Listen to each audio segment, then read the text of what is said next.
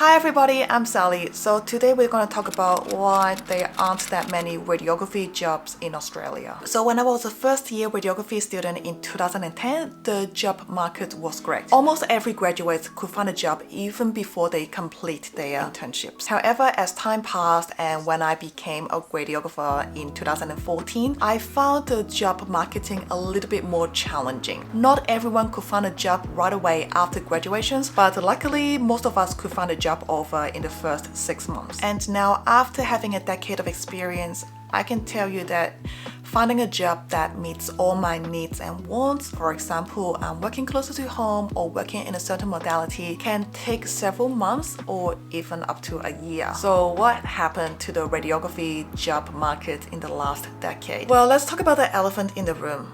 No, AI is not the reason why we don't have more jobs. The real reasons behind the lack of job opportunities are much more complex, and I think there are 3 different reasons. Number 1, the number of radiography students has increased exponentially in the last several years. So back in 2010, there were only 2 universities in Melbourne that offered radiography courses. And now, not only we have 3 universities in Melbourne, but also 1 in Canberra that do radiography. So which means that it's getting more competitive for new graduates to get entry jobs, and it's even more challenging for the 4th year student to secure their final year placement.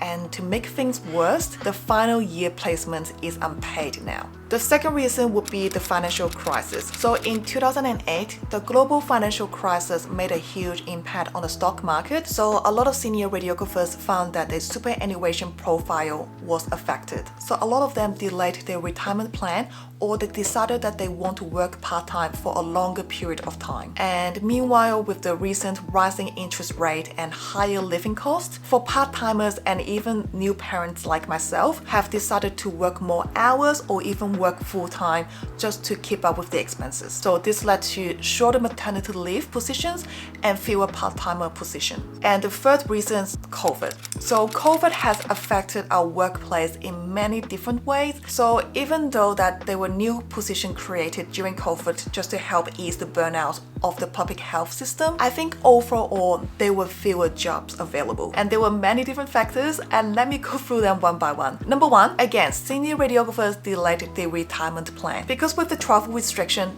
they can't travel anywhere. So if they retire at that time, they are stuck at home doing isolation. And the other factor is Australian radiographers are stuck in Australia. So a lot of young radiographers like to move to Europe, especially England, to work and travel for several years. And because of the travel restriction, they have to change their travel plan and they need to start looking for jobs in Australia. Also, a lot of expat Australians returned to Australia during the pandemic just so that they can be closer to their family. And all of a sudden, we have a lot more people looking for jobs in Australia. And not only that, a lot of people working in private sector either got laid off or got their hours cut during the pandemic. So even though the public health system was under stress, it is a different scenario in the private health sector. There was limitation put on what kind of surgeries can be performed in the private hospitals. So there was a drop of surgeries being performed in the hospital. So this led to fewer pre-op and post-op imagings and fewer theatre works for radiographers. Some junior radiographers got laid off. Even for my friends who are senior radiographers in the private hospitals, they got their hours cut at the start of the pandemic